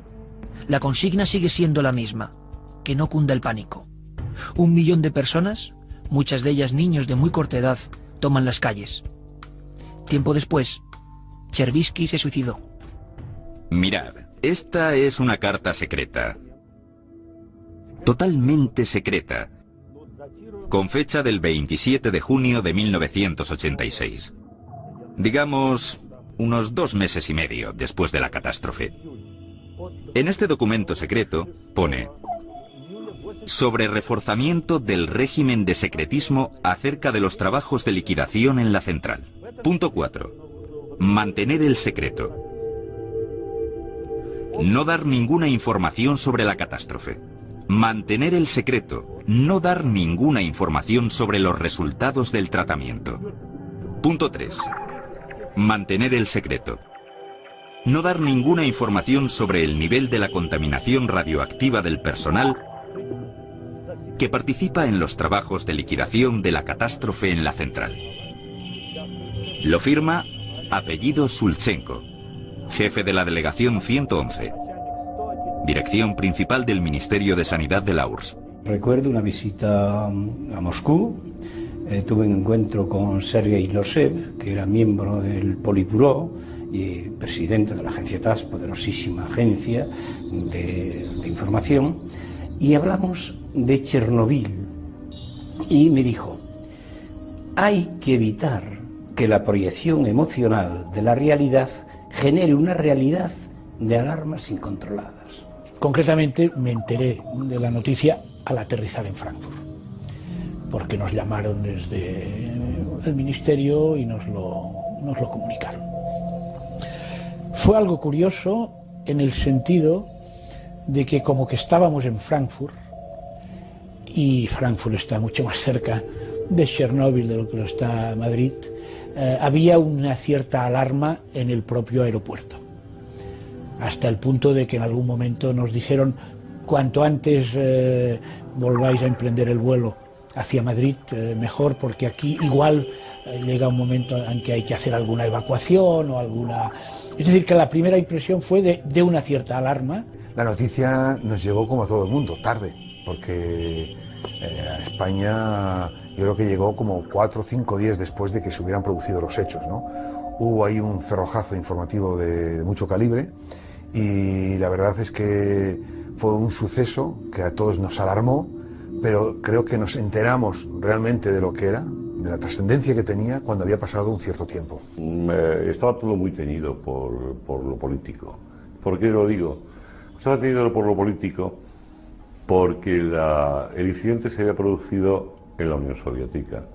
Entonces había habido antes un incidente nuclear en Estados Unidos, un poco tiempo antes, que también había sido, y se había convertido en la batalla casi ideológica, ¿no?, de lo nuclear. Entonces los sectores que eran más anti-yanquis, les costaba un poco de trabajo decir, oiga, que esto es gordo. Yo creo que algo de eso hubo en su principio. Falta mucha información, el gobierno de Moscú se oculta mucha información, la misma agencia, la OMS, incluso la ONU ha sido acusada de no explicar suficientemente bien qué es lo que pasó, pero principalmente creo que no nos han explicado la verdad porque nadie sabe qué implica un accidente nuclear en el organismo humano. Parece mentira, ¿eh? Han pasado 22 años y yo honestamente tengo la impresión de que no conozco todos los datos. Podría poner la mano en el fuego de que es una catástrofe impresionante que ha afectado a cientos de miles de personas, con efectos que incluso algunos no se habrán descubierto, sobre los alimentos, sobre el ganado, que también se ha hablado mucho, pero con los niveles de investigación científica que tenemos ahora, yo no creo que nadie pueda pontificar sobre cuáles han sido hoy, a estas alturas, los efectos reales. Hoy día sigue habiendo, ¿verdad?, una falta de fiabilidad en los datos que conocemos. Se habla de 500.000 de personas afectadas por distintos tipos de dolencias relacionadas con la radioactividad, pero ha faltado información precisa. Tal vez hay algunos interesados, aparte de su momento, en que no se conozca la verdad de Chernóbil. En ese instante, noticias de todo tipo recorren Occidente. Los rotativos norteamericanos hablan de fosas con decenas de miles de muertos, mutaciones espantosas en niños y adultos, animales feroces y gigantescos que se habían deformado en el espacio de unas horas, y bosques que se habían vuelto rojos repentinamente. Había comenzado una batalla desinformativa que de inmediato enfrentó a Estados Unidos y la Unión Soviética. Gorbachov aparecerá el 14 de mayo ante el mundo. Han pasado 20 días desde la explosión. En su comunicado parece especialmente molesto con este tipo de sucesos reflejados en la prensa americana. Los toma como un ataque al pueblo soviético. Desgraciadamente, había cosas mucho más preocupantes. Cosas que estaban ocurriendo en su país y que no se iban a conocer hasta muchos años después. Detectados nuevos y graves problemas en las compuertas de drenaje, situadas debajo del reactor, se hace necesario, volviendo a temer por una nueva explosión interna, que 3 voluntarios accedan a una especie de depósitos de agua altamente radiactiva. En esta ocasión, no se trata de cruzarla a la altura de las rodillas. Se han llenado completamente y hay que sumergirse directamente en el abismo. El ingeniero Legasov aseguró que nunca fue tan terrible conducir a unos hombres a una muerte tan certera. Contó además que confesaron la verdad de la situación a un destacamento con conocimientos de inmersión. Y todos los integrantes, sabiendo que era una misión sin regreso, dieron un paso adelante cuando se pidieron 3 voluntarios. Con trajes de neopreno, dándose la mano antes del último salto, aquellos hombres se sumergieron en el pozo contaminado y letal, aguantando de forma sobrehumana para desactivar las compuertas del fondo.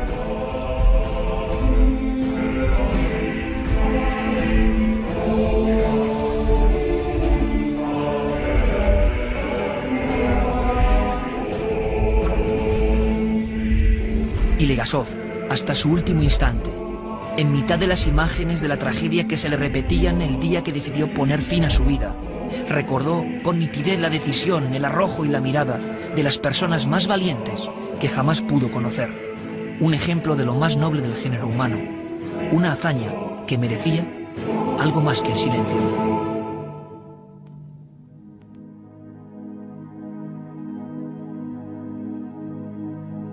Pero en este mundo apocalíptico de Chernóbil también hay espacio para las historias de amistad. Historias como las que les quiero contar en este preciso instante. Historias como la de un niño y un músico. Es Alex de Zhytomyr. El concepto Niños de Chernóbil se disuelve, se amplía, no se comprende. Quizá, reviviendo lo que a él le pasó, tengamos una idea mucho más exacta de este drama. Él provenía de una región conocida como Cuarta Zona, absolutamente afectada por la radiactividad, porque se da el enigma y el misterio de que esta fuerza energética no se difumina de forma homogénea, ni mucho menos, va formando como manchas globulares, y donde cae, transforma ese ambiente en un misterio y en un infierno. En estos sitios, como en Zhytomyr, aumentó considerablemente la violencia callejera, la depresión, el alcoholismo. Hoy en día, Bielorrusia es el segundo país con estos índices absolutamente dramáticos. Alex estaba en el vientre de su madre cuando todo ocurrió. Y llegó envuelto en dolores y sobre todo envuelto en algo más peligroso, el profundo miedo a Chernóbil. En España se encontró con él, quizá por casualidad, este hombre que ustedes van a ver, Joan Cerezo. Pues mira, todo fue una casualidad, porque realmente yo tengo una tienda de ordenadores y un día vino un chico a comprarme una pieza y a raíz de esto hicimos amistad. Conocí que tenía una enfermedad, aquí no se la encontraban, incluso él iba al médico de cabecera de aquí de Esplugas y su madre solamente entrar le decía al médico que todo eran tonterías de él. Entonces me lo comentó y yo lo llevé a mi médico de cabecera y justamente ese día el médico le dijo: ¿eres de Ucrania? Dice, sí. Dice, ¿naciste cerca de Chernóbil? Dice, a 100 kilómetros. Él tenía unos dolores, él estaba conmigo y me decía, mira, ahora tengo un dolor de un puñal como si me lo clavaran por delante y me saliera por detrás. Luego esto resulta que es ansiedad, que es uno de los efectos de Chernóbil, ¿no? Uno de los efectos era el cáncer, otro la ansiedad. Bueno, entonces a partir de aquí yo tenía un concierto de música electrónica en diciembre del 2004, justo un mes después de conocerle a él, y un día aquí en este estudio, una noche, pensando en su historia, pensando en el chaval, 18 años, un chaval muy majo, me salió una música, un tema de Chernóbil, y le voy a pedir a él que me grabe su historia, todo esto que le está pasando, todo lo que me ha contado a mí y que lo estoy viviendo, y pondré en off la voz grabada. Hice el concierto y cuando terminé el concierto le pregunté a la gente qué le había parecido el concierto. La gente de la música, solamente se quedó con la historia de Alexander de Zhytomyr. En no pocas ocasiones, las palabras, los sonidos, poseen una fuerza evocadora mucho mayor que la propia imagen. Hagan la prueba porque incluso podrían solo escuchar la voz de Alexander de Zhytomyr, contando a viva voz la crónica de su propia vivencia, con música de fondo de Joan Cerezo, en una composición absolutamente espectral que pone la carne de gallina. Este es su legado, este es su testamento.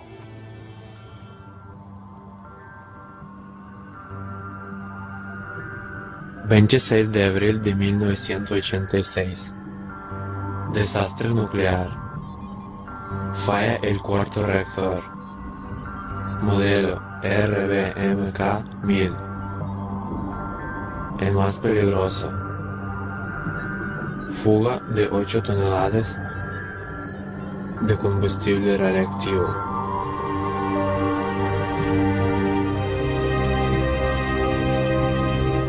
$30.000 muertos, 10 millones de afectados por el cáncer de tiroides y hígado, malformaciones, leucemia. Hola, soy Alexander. Nací en noviembre de 1986 en Zhytomyr, muy cerca de Chernóbil y Kiev, 5 meses después del desastre nuclear. Hace un año que siento dolores muy fuertes por todo mi cuerpo, dolor durante las 24 horas del día. Mi madre no me escucha, siempre acaba gritando. No quiero oír hablar de Chernóbil. Dice que estoy loco, pero el dolor sigue. Yo soy Alex de Zhytomyr. Me asusta el atardecer de la vida, porque todavía soy muy joven. Quiero vivir sin dolor. Yo también quiero ser feliz.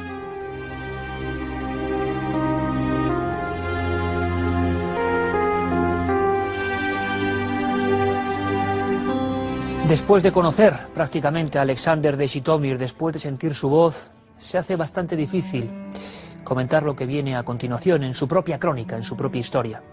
Así termina todo, y nos lo cuenta su amigo, el músico Joan Cerezo. En diciembre, que volví a Ucrania, me dijeron que había muerto. Pregunté por qué, no se sabe. O sea, el pobre chaval estuvo aquí, los médicos fuimos a Belviche, en Barcelona, el Hospital General de Barcelona de la Seguridad Social, le iban a hacer ya medicina radioactiva y no le encontraban nada. Aquí decían que no, que físicamente estaba bien y que no tenía nada. Algo tendría cuando, te estoy hablando de junio fuimos para allá y en noviembre o así fue cuando murió. Hoy, los orfelinetos de Bielorrusia y Ucrania son los más tristes del mundo. Da la sensación de que diferentes generaciones portarán esa tara genética del desastre. Existen imágenes de impacto, terribles y descorazonadoras, niños con malformaciones monstruosas, pero hemos optado por no incluirlas en este reportaje. Pero ya las imaginan, ya casi las pueden ver en su mente.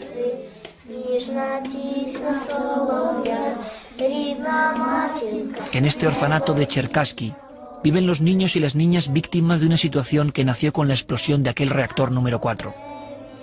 Después de eso, la radiación, la desesperanza, los abortos, los suicidios y los abandonos. Las fuentes oficiales y la de los periodistas e investigadores siempre difieren. Para unos no se puede demostrar en absoluto la incidencia de mutaciones o de enfermedades con el desastre de la central nuclear. Para otros, la cifra de cánceres sencillamente se ha multiplicado por 74. Es la batalla paralela y el mundo sigue sin saber la verdad, aunque la intuye. Los chicos ríen a pesar de estar vagando todo el día por estos pasillos.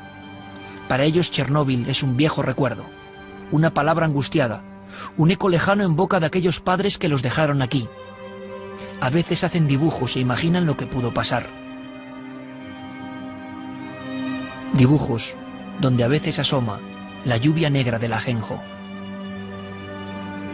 De hecho, en Chernóbil, en la zona de Pripyat, hay 3 orfanatos llenos de niños con malformaciones y con cáncer de tiroides, niños que nacen, que los padres los dejan porque no pueden hacerse cargo de ellos, porque nacen muy enfermos. Y todo esto es la consecuencia más que nada para la gente que pasó allí los primeros días, cuando la influencia era tan grave en la salud, pues todo esto ha repercutido en enfermedades graves. Hemos visto los niños, yo los he visto, porque sí los recuerdo, cuando a España empezaron a venir unos cuantos niños, bastantes niños, ¿no?, de los afectados por la explosión de Chernóbil, y que efectivamente tenían leucemias y muchas cosas más, y estaban verdaderamente destrozados, y aquí se les trataba y parece que se recuperaban. Supongo que ojalá les haya servido para recuperarse para siempre. Es verdad, y este año pasado nosotros estuvimos visitando el Instituto Radiológico Belgrad de Minsk, donde trabajan con el tema de la radiación y nos dieron unos porcentajes bastante elevados de que en la actualidad niños que nacen con malformaciones congénitas. Estos niños afectados, si lo superan, nunca tendrán garantías de que sus hijos no reciban también estos efectos. Es difícil predecir las consecuencias tardías del accidente. Estos son los informes oficiales. De hecho, y siempre te insisto, según lo publicado en revistas científicas, no hubo un aumento significativo de abortos como consecuencia del accidente, y hay estudios epidemiológicos serios. De todas maneras, las ONGs tienen su punto de vista que yo no comparto, pero que respeto. Mirad a este niño. Es terrible. No puedes hacer nada por él, no puedes ayudarle. Bien, este niño es testigo de la tragedia de Chernóbil. Hoy tiene 22 años. Yo le encontré en Bielorrusia y los médicos ingleses lo invitaron a Inglaterra.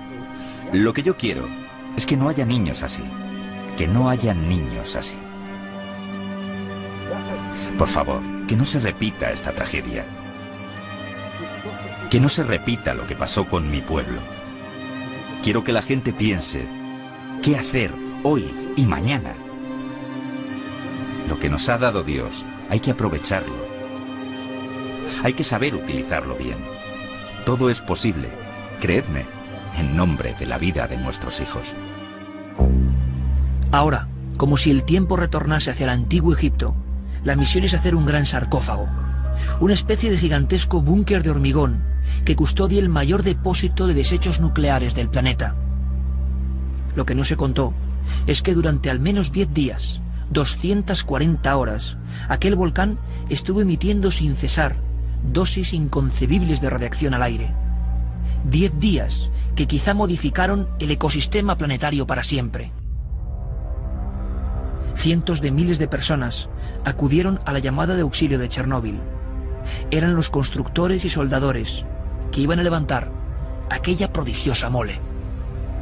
Estas filmaciones nos muestran el momento del inicio de esa obra tan prodigiosa. Miles de personas comenzaron con los trabajos a mano, observando el comportamiento suicida de los robots y las grúas teledirigidas que se bloqueaban constantemente. Y no había tiempo que perder. Les prometieron una dacha, una humilde casa de campo, pero nunca la recibieron. El límite de duración del sarcófago es 30 años. Un tiempo que estamos a punto de cumplir, sin saber, sin intuir cómo se han comportado esas entrañas de hormigón, grafito, uranio y plutonio que burbujean y colisionan dentro. La gran pregunta, la pregunta pendiente es, ¿qué estará ocurriendo en el interior? Yo no soy experto en hormigones, pero desde luego una cosa hecha tan deprisa y corriendo sirve para protegerlo durante un tiempo.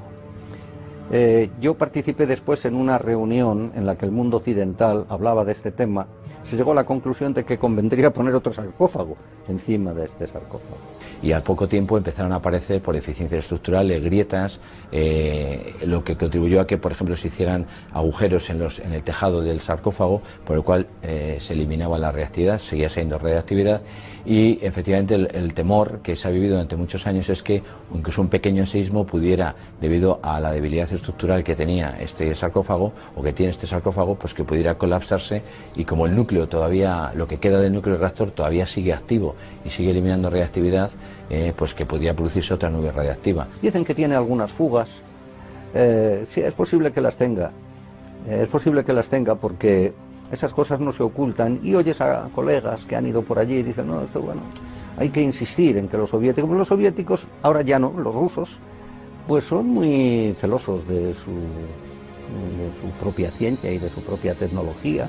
Mientras estén en el sarcófago, pues no va a pasar nada. El único peligro es que el sarcófago se agrietara, que entrara agua. Cuando entra agua en contacto con el uranio, pues habría posibilidades de que en algún punto se renovara una reacción en cadena mantenida. Como ustedes recordarán al inicio de nuestro programa, hablábamos de un parque de atracciones que se iba a inaugurar en Pripyat el primer día de mayo de 1986. Nunca llegó a funcionar su noria. Nunca los viejos autos de choque llegaron a transportar a ningún niño. Se quedaron ahí, como el retrato en acero, en metal, de una auténtica tragedia, como el retrato de una especie de apocalipsis atómico. ¿Qué ha pasado 22 años después? Es momento de viajar a esa región, a esa zona de exclusión, aunque quizá habría que hacer caso de las personas que viven cerca de esos límites y la llaman de una forma mucho más gráfica y más real, la zona muerta. Hay que volver a repetirlo.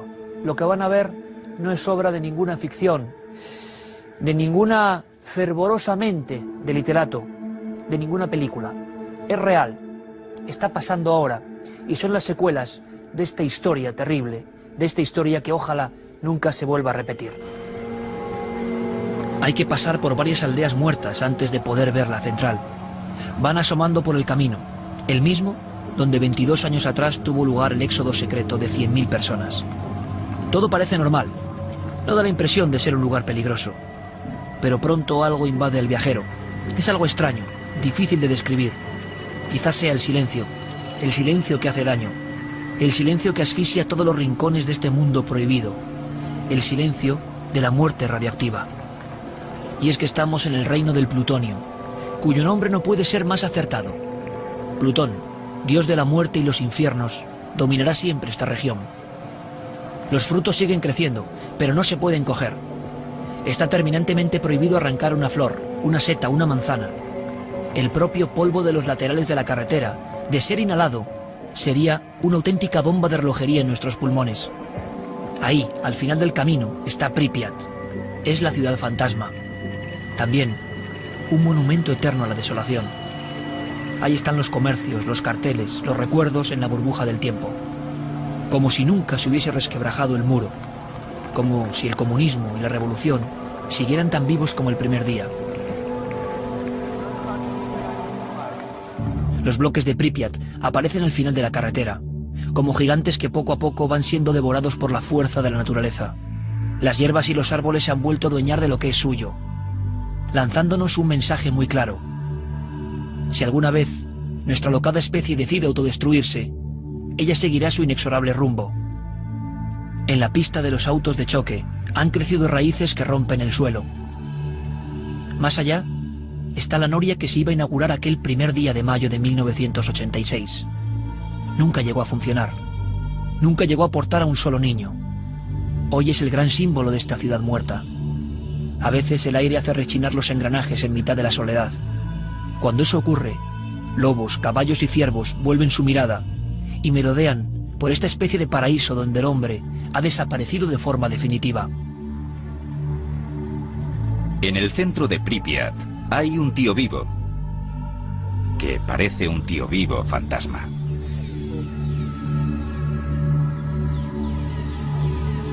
Cuando pienso en ello empiezo a temblar. No quiero levantarme para enseñar todo esto. Hablo de esto en mi libro.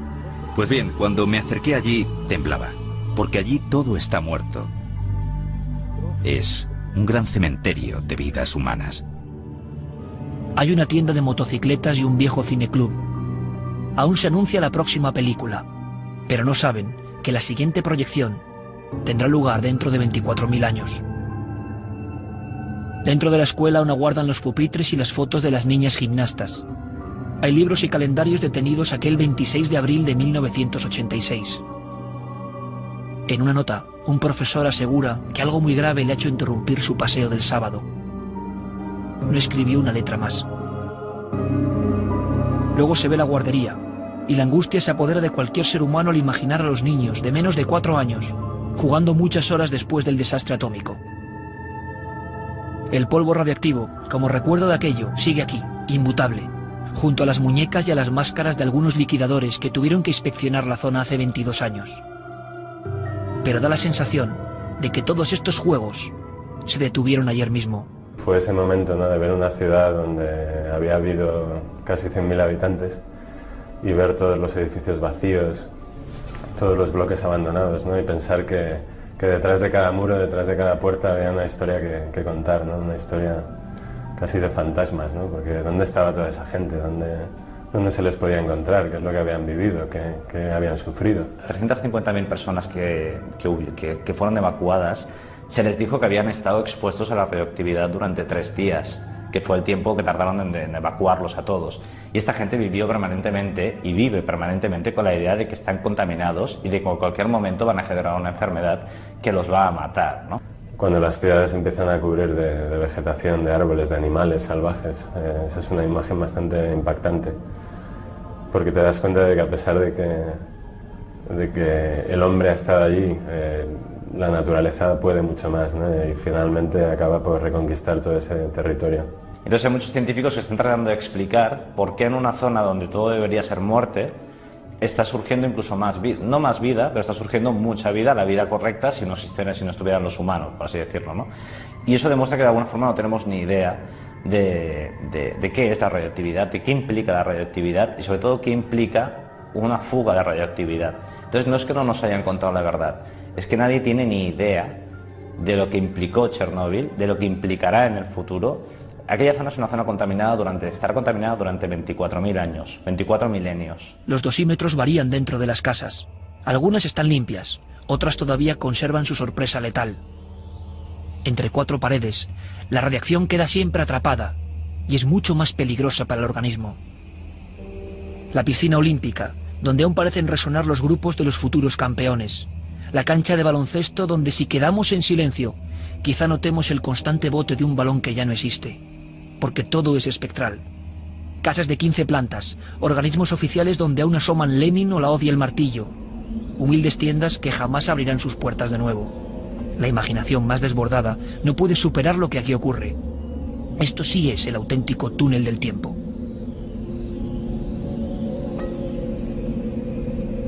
A los márgenes de la central, en el lago, se asoman peces anormalmente grandes, siluros inmensos que acuden a los trozos de pan que lanza Joan Cerezo, sombras que han crecido de forma desproporcionada, acostumbradas a vivir en el agua caliente, en este agua distinta y anormal.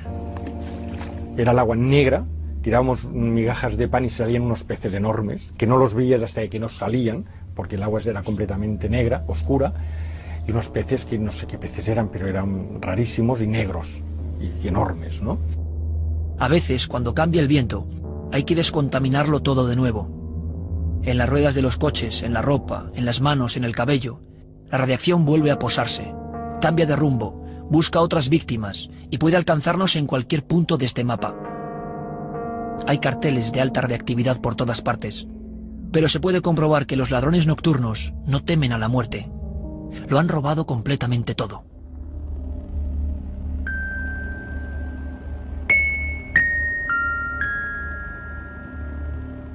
Uno de los lugares más peligrosos, donde los dosímetros siguen alcanzando niveles de alarma, son estos cementerios de los vehículos pesados. Quedaron fuertemente irradiados, son cientos, miles de camiones y helicópteros. Los coches de los bomberos, los mismos aparatos que sobrevolaron un día la central, todo está aquí, como si su historia heroica hubiese sido apartada de un plumazo. En los primeros días, descender a este lugar significaba la muerte. A pesar de eso, los bandidos han abierto carcasas, metido sus manos entre los engranajes, buscando algo de valor. Quizás sin saber que su piel y sus órganos quedaban contaminados para siempre.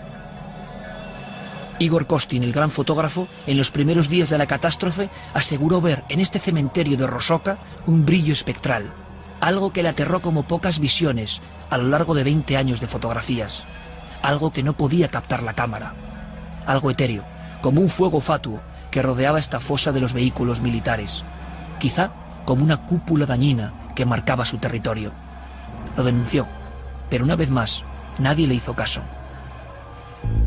En la orilla del lago, en dirección al pueblo desalojado de Chernóbil, enormes barcos, con su herrumbre radiactiva, siguen abandonados, amarrados para siempre y en la misma posición que el día de la explosión. Parece que van a partir en cualquier momento, pero no se moverán jamás de este puerto fantasma.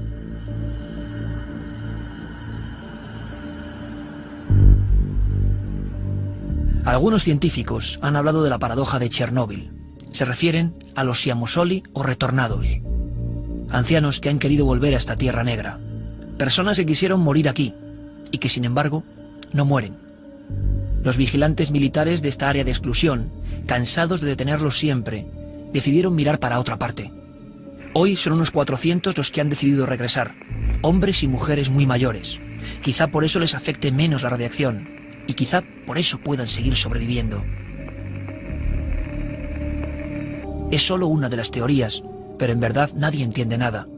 Ellos se limitan a no creer en lo que dicen los científicos y los doctores. Nosotros hemos ido varias veces, hemos entrado en la zona restringida de la central y hemos hablado con esa gente y no les preocupa tanto, les preocupa mucho más la supervivencia y han vuelto allá y bueno, y algunos dicen que bueno, que se tienen que morir de radiación, que si no estuvieran allí se morirían de hambre en otro sitio. Pero tienen una salud envidiable y esto es la otra paradoja de Chernóbil, que es que hay muchos científicos que dicen, bueno, esta gente debería estar muriéndose, debería estar con enfermedades muy graves y sin embargo no tienen ninguna enfermedad, están sanos. ¿Por qué la gente que fue evacuada y no volvió, la gente que está viviendo actualmente en Kiev y que está con el miedo de haber sido contaminados durante aquellos 3 días, fallecen con mucha facilidad que la gente que no cree en la radioactividad y volvió a sus casas? La respuesta está clarísima, ¿no? Es el cerebro, ¿no? ¿Qué pasa si te comes o si bebes o si te comes un filete de vaca, de una vaca que ha pastado allí? Pues ya sabes lo que te puede pasar. O si bebes leche, en la leche pues prácticamente eso incorpora muy fácilmente el cesio y entonces se pueden desarrollar, para lo que hay una gran proclividad, tumores de tiroides. Son la otra cara de la radiofobia, la otra cara de esos jóvenes muertos con dosis muy pequeñas, pero convencidos de que estaban envenenados. Ellos no piensan en la catástrofe y siguen cultivando el suelo enfermo y siguen comiendo los frutos que a veces muestran un corazón negro. Quizás sea un gran enigma de la fuerza de la mente sobre la materia. Los retornados hoy viven donde es imposible vivir, en lugares con 300 veces más radiación de la permitida. Es tan solo un misterio más de los que nos salen al paso en Chernóbil. Un misterio que debemos contar al mundo.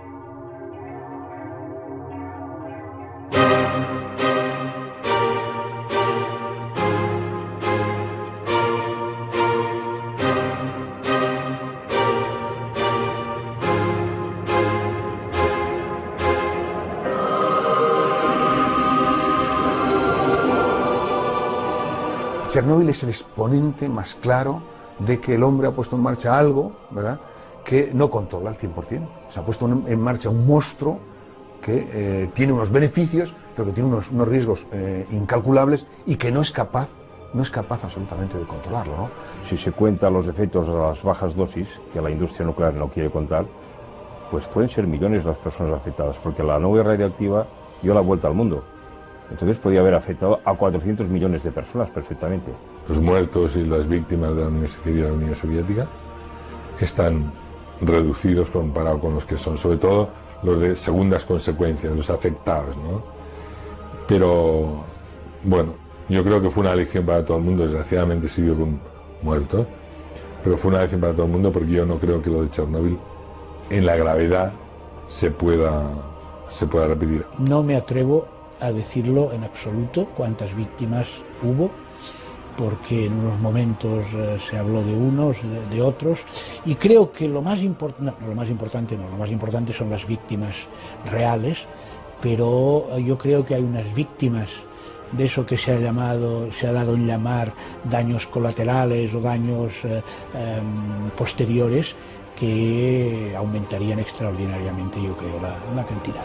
Era como ardía el cuarto reactor como estaba ardiendo, y después unas caras llenas como de pánico, así que se veía mal en la penumbra, pero que se veía el pánico en los rostros. Pues entonces era como ver el espíritu de aquella naturaleza desatada por el fuego, que era lo nuclear. Bueno, son dos. La primera y más triste son los niños de Chernóbil. Son imágenes muy, muy tristes. Y luego pues la ciudad abandonada de Pripyat. Eran unos niños que parecía como si hubieran salido de un campo de concentración. También se veían las imágenes que teníamos. Y mira, y eso me hace acabar con una reflexión. Yo no sé si sería o no tan de las proporciones impresionantes de millones de personas afectadas, pero lo de Chernóbil pero lo que sería verdaderamente dramático es que lo minimizáramos, como algunos han intentado minimizar los efectos del Holocausto también. Y creo que hay unas personas que tienen la misma tentación de minimizar esas cosas, siempre, esas grandes tragedias.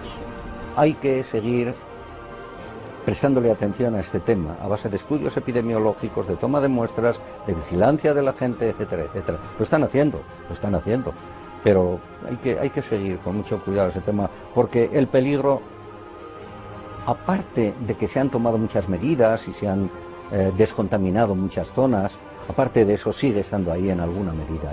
Las mentiras sobre Chernóbil son más terribles que la dura realidad, que la catástrofe.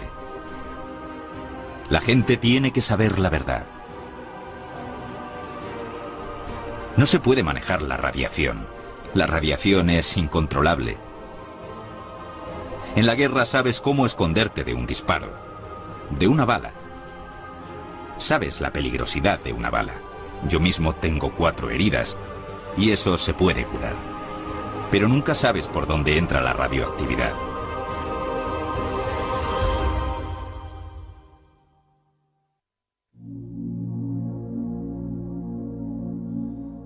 Apocalipsis de San Juan, capítulo 8, versículo 10.